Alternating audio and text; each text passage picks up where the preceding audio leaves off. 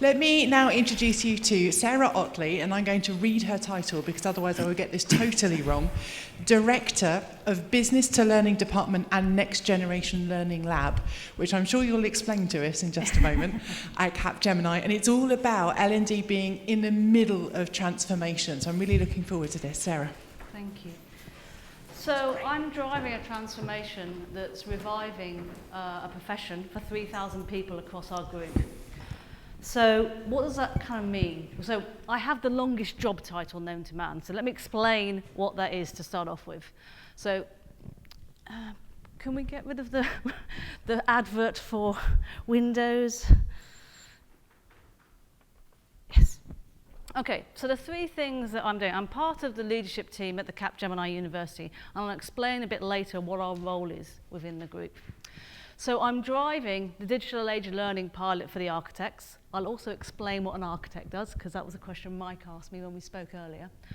I'm the Next Generation Learning Lab Director. That's where we design and build the compelling learning experiences, which means we can build the capability of our people to apply the learning in the field for the benefit of our clients straight after the learning. It has to have business impact. The third part of my job is to interact back with our business. So I interact back with our strategic business units to understand what their learning needs are and to make sure we can deliver against their 3-year people plan. My background, I come from the consulting part of our business. So I've been a consultant for 20 years and I've been at the university for 5. I joined the university because I was passionate about developing people and they wanted someone who understood the role of a consultant. So, what I'm going to do, what I want to convince you in the next 20 minutes, is that learning has a critical role to play in the transformation of our businesses. It has to be at the heart. We need to go beyond the bounds of our traditional learning scope to actually make a big difference for our business. I'll do that by talking about 3 areas. First of all, I'll talk about how we connect with our business and how we develop our learning. Secondly, I'll talk specifically about our digital age learning pilot that we're doing with the architects and what that looks like. And thirdly, I'll talk about how we're planning to bring it back together so that it makes sense to our learners. But a few kind of comments so you understand a little bit about Capgemini and architects, because I'll probably refer to them through the talk. So Capgemini is made up of 180,000 people. It operates out of 40 countries. We operate consulting, technology, and outsourcing, so we face off as a university to quite a complex structure. It's a single global university, so we deliver about 3.5 million learning hours a year, and we cover all channels. So we do face-to-face, both centrally in our university just outside Paris. The same training is delivered across the globe face-to-face, and we do an awful lot of virtual. We're up at about 55% virtual through various forms of virtual delivery. Now the architects, just so you know what the architects do, they're not the architects who draw buildings, okay? I was told by my husband last night when he put me up from the airport that I'm not allowed to use the word architect. It's actually illegal in the UK, so because that actually refers to the people that do the buildings and stuff like that, so keep it quiet, okay? So the architects in our world are the people who look at the technical solution. Okay, so if you imagine what we do is we do the consulting part, but we also build technical solutions for our clients. So the architect looks at the technical solution, about what the technical solution should be and how various elements need to work together. The market is changing dramatically. I don't need to tell you that in terms of the proliferation of products that now exist. Also, they exist in the cloud. That presents new technical challenges that an architect needs to address. So keeping our architects current with the latest market trends is really important. If we get a technical solution wrong, from a Capgemini perspective, that's bad because there's a lot of delivery risk for us in terms of delivering to our clients. Does that make sense as a start point about why it's important? Okay. Right, I'll now begin. I'll talk about how we connect with the business and how we design our learning.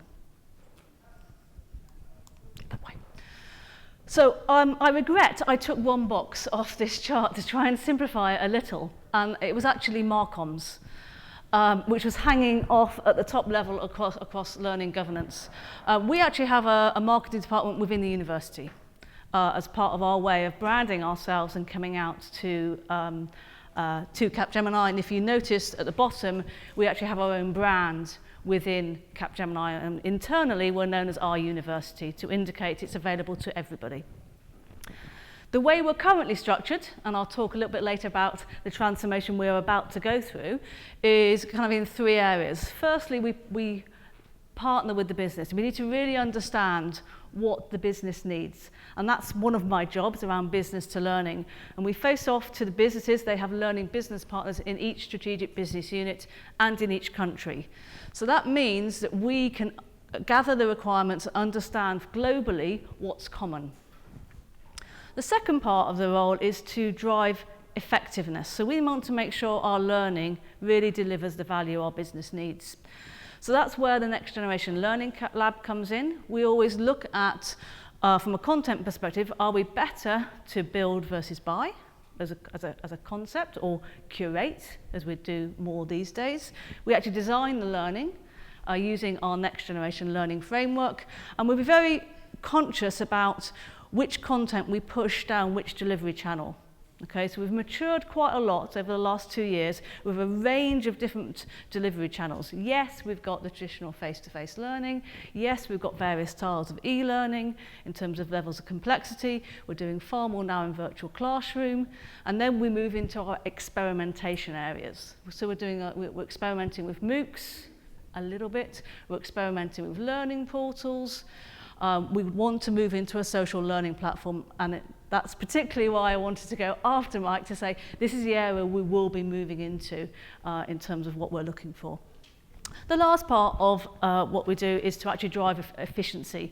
So we're a big organisation. We need to make sure that we are efficient in the use of our money. So that's where we have teams that make sure we can do things at scale. But digging a little bit into the design. Okay, so we've set up our own Next Generation Learning framework, and it's what we use to actually design our learning. So we are passionate that we make sure for our learning that we're connecting people and making sure we really understand the questions that matter to the business. When we lead in our designs, we wallow to the point of annoyance for some of our business stakeholders in really understanding what they're trying to achieve. Until we understand what they want to achieve, we don't really want to go ahead and design the learning, because you can design learning to achieve anything. So really understanding what the business needs, then you can design against that. And we've got 3 attitudes that we will design in across a learning journey. You won't see them, all of them everywhere, but across the journey you'll see these. The biggest one is do, learn, do. So it's experiential learning. You learn to ride a bike by falling off it, getting back on and trying again. You don't learn to ride a bike by reading a book. We also connect to learn. We know we have practitioner-led training within Capgemini. The best people to train people are the people that do the job. So we make sure when we are training people that you have ability to have connections across the cohort, because everyone's got their war stories, everyone's got their learnings, everyone's experienced things, and we make sure there's a community aspect to what we do. The final part of what we do is around techno-fluency. Now, techno-fluency to us is you should use technology in as natural a way as you do in your everyday life. And we use technology quite a lot in our everyday life. You know, more and more, and Mike, you were talking about the millennials, you know, people are just on their smartphones the whole time. They're posting things. So we try and bring that into our learning as much as we can to make that allowable. It's certainly a different experience when you're presenting on stage and everyone's down their smartphones doing things, but that's a problem for the person on the stage, not for the people in the audience. Okay. So that's how we connect with the business. That's how we design our learning. But we've been doing that quite a while now, and we're actually going through our own transformation where we want to move more to what we call digital age learning. So we're actually focusing far more on specific communities and wanting to do more for them. And what we call this is our end-to-end learning. That way, got it. So, we think we need to go beyond the traditional scope of developing training. Yes, training is part of it. So we are piloting the 4 C's, as we call it. So we've got the curriculum, all the stuff you'd expect, plus hopefully a bit more within the training side. We're linking that to certification or professional competency. Also linking that to career and competency frameworks, so how do people progress through our organisation? And finally, we're linking that with community, okay? And the programme that I'm driving is pulling all of those together. Okay, we're not waiting to be told, I need a bit of learning now for the architects to do achieve one particular outcome. We are actually at the heart driving the transformation and making sure that it's aligned. Our role, given where we sit in the organisation, what people really value about what we bring is being an honest broker. We face off to a complex organisation. Architects sit in 7 of our 8 strategic business units in multiple countries. Everyone's got a point of view on what they need to do. Our job is this driving alignment and actually calling it when it doesn't make sense. Yeah, if you can't get to consensus, if it doesn't make sense, we're the ones that are saying it just doesn't make sense. And as we sit outside of the business, that's an okay role for us, because we're not saying who's right or wrong. We don't have an opinion. We don't have an axe to grind. We're just saying it doesn't make sense. What can we do to actually fix this? So I'll go through each of these segments. So I'll start with certification. So certification, we've come from, those of you who might know externally, there were external method-based certifications for architects. There's things like TOGAF. They exist on the market, but that really teaches you the method of an architecture framework. We're now moving towards an experience role-based certification. So it's an internal certification that we're setting up to make sure that we can look at, how good are you at architecture? And the best people to assess that are the architects. So we're putting in a model of a 4-level certification framework that will launch in a month, which mirrors, and I shouldn't have put some acronyms here, and some engagement manager certification, which is another role within our group. And we've particularly chosen to use a similar number of levels, so that actually, because these roles tend to work together on projects, you can match them through the organisation.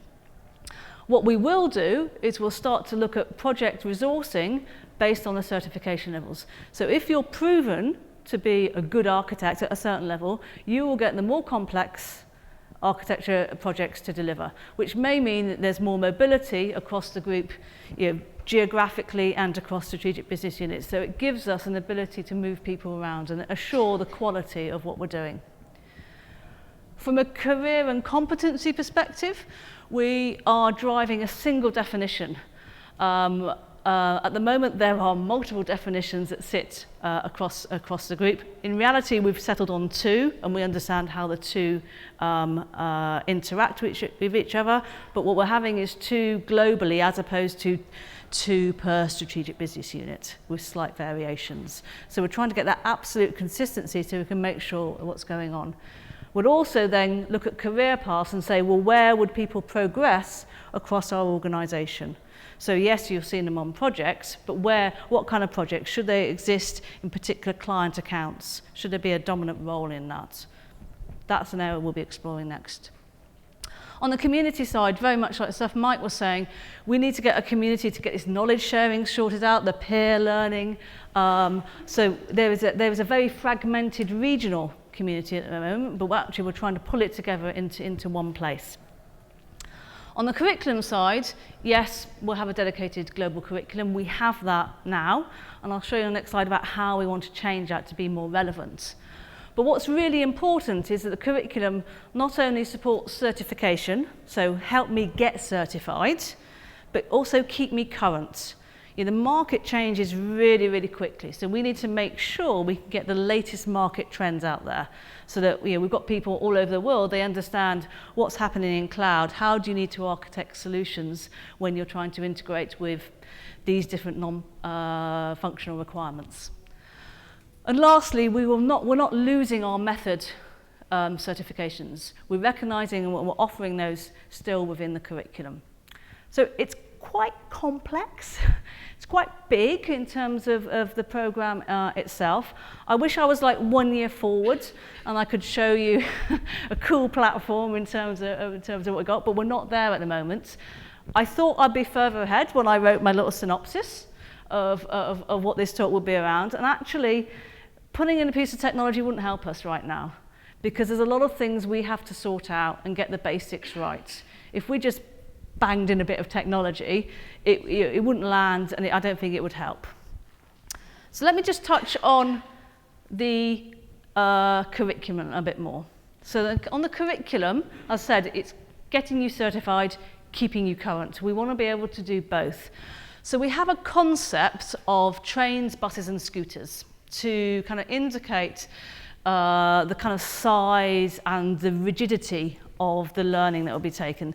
So for me, it's also about the volatility of the content at this point. So the trains are the stuff that's quite fixed. You know, they go on rails. It's not going to change much over time. This might be the formal training to get you certified, you know, for each level. And we've got the levels of the certification at the bottom. As you move up, the content becomes more volatile. It changes over time. It might be the little video-based learning. Okay, I've just finished a cloud-based architecture. This is what I thought, this is what I learnt, this is what I can share with you. That'll be much more at the scooter end. In the middle, we might do some more MOOCs. We're not sure yet, but this is the kind of concept that we're moving to. At the moment, because we were rolling out certification, we focused on the trains. We need to get the people certified, so let's get that sorted out first. So we're starting actually at either end of our certification, where we've got all virtual learning. Ooh, I've got a laser. We've got all virtual learning that we're building here, which will be released in a month's time. We've got a couple of face-to-face courses here, which will be have been piloted globally, and we're building facilitator pools to run them out in country. This is going to be a tricky one. We're not quite sure what we're going to do with this one yet. And this, at this end, is more masterclasses. So actually, we're tackling it from either end because we know the middle will be quite tricky to address. So where do we think we're going? Okay. Oh, God. So we think we will need a social learning platform. And we mocked up what we thought it might look like. Now, you know, Fuse might be a possible solution for us, we don't know. But the kind of things that at the moment we've gone down a more portal approach. What we've kind of wanted to do is to link in with the global solutions, the global technology. So we've got our Yammer group, we've got our KM group, we've got a link to any events that might be going on globally. And then you've got options to actually follow content, be it, this is an architecture framework, cloud, maybe innovation or DevOps as a kind of themes you might be interested in. You would then also do kind of where are you in terms of your activities and with the peer learning, you know, I've got something to say, and some form of gamification. I'm not sure our architects are quite as motivated as your salespeople in terms of leaderboards, but I think there will be an element of it that we'll need to use. And then we'll do a what's trending. So what's bubbling up, because we'll do the likes and stuff like that, so we're bubbling up in terms of the content. That's where as far as we've got to, okay? We haven't selected a product. We don't know if we're going to home grow yet. We might run a number of pilots using different technologies to see how they land with different target groups. But we do believe, if I go back to this, we do believe this is a model we're going to use more and more with key populations in our group. We want to take ownership, take accountability for the end-to-end learning and making sure that it works. Because if you look at it from a learner, Mike, you were saying people didn't see a distinction between Marcoms and learning. I don't think people draw a distinction between Marcoms, learning, HR. They just want to, you know, develop. So they don't see those distinctions. And what we're trying, you know, effectively putting the learner at the heart and just making it make sense to them. So I covered 3 things. I covered kind of how do we connect with the business and how do we create learning. I covered what are we doing that's different around our 4 Cs, and I've given you a little sneak peek about where we think we might go in terms of how we might bring it back together for the learning. So I hope I've convinced you that we can get out of that curriculum box and do far more in these other boxes to make a real difference for our people. So I'd like to know, what questions do you have? What comments or thoughts or feedback on what we've just been talking here with Sarah, first of all, but also then kind of we'll come back to a more general question around the whole concept of what we've been going through this afternoon. Who has the first question?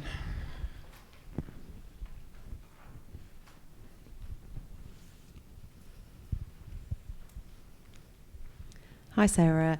That's quite a complicated structure that you oversee, so well done you for getting your head around it all. How do you translate that into layman's terms? You know, I might work in the operations department. I don't understand curriculum. I don't understand competency. What does that look like for me? How does that get translated? I know you mentioned about that connection with marketing and communications team, but what do you do to talk about it? So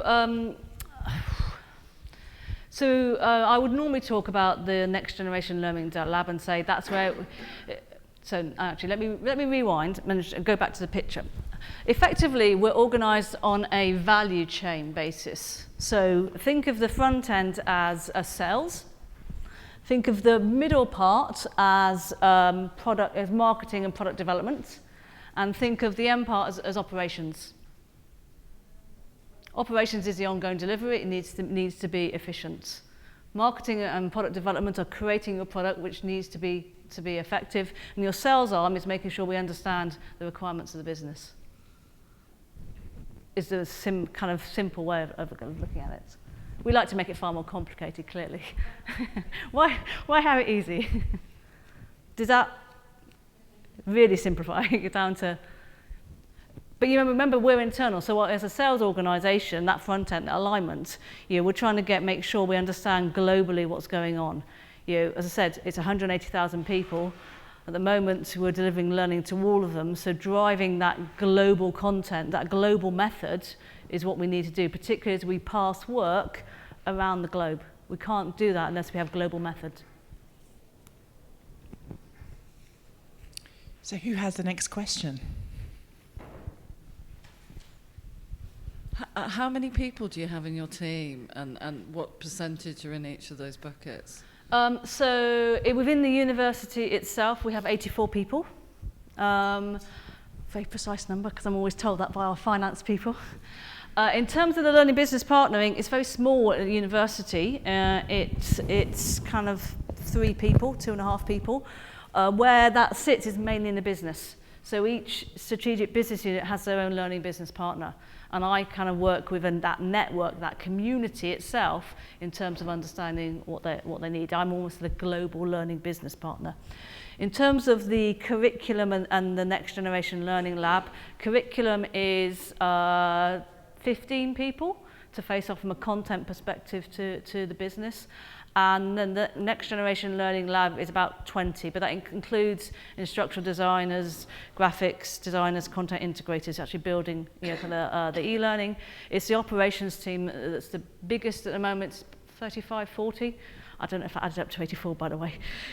Sorry if it didn't. And that includes like a learning admin team who are doing all the registrations on our LMS.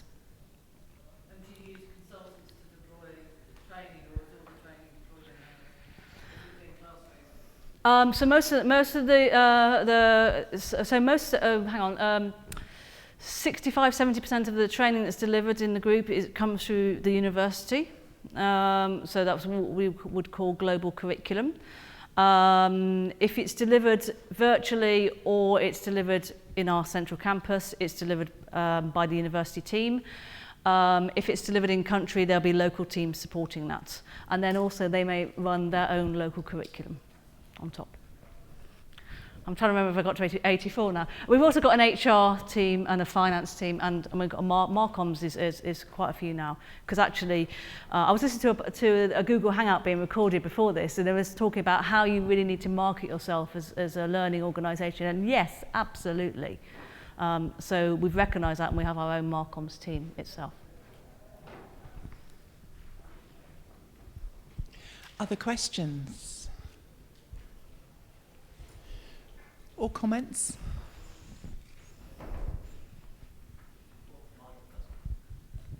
Hi, Mike. The story you told was about using Fuse in the retail space. Yeah. And it was really compelling, really could see how that was landing.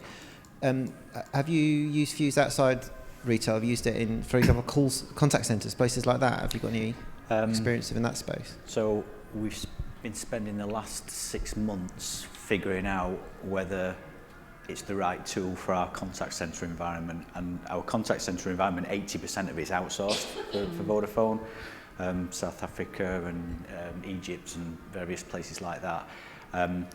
We came to the conclusion that it wasn't the right tool.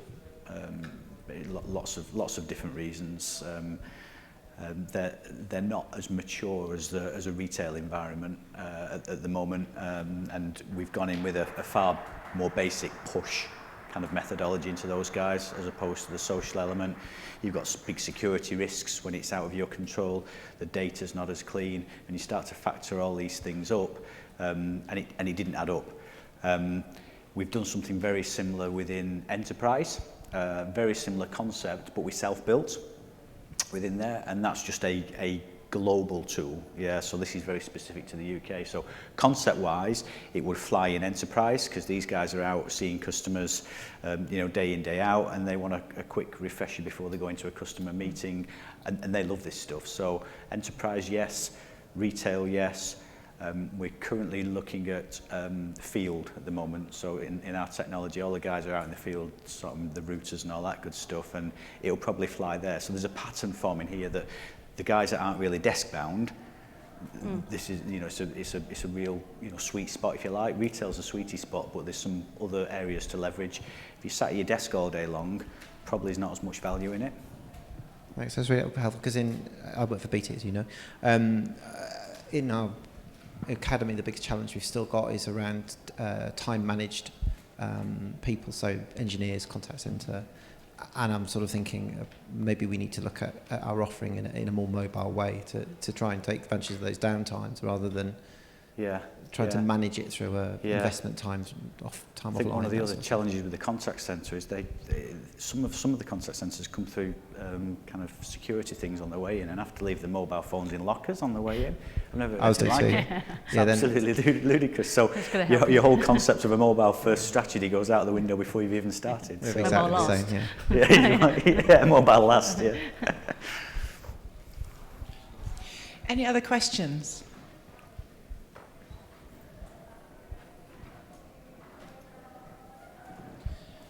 In which case, thank you so much for coming along. I think also thank you so much to our speakers. A lovely round of applause for them, and I hope you've enjoyed your day.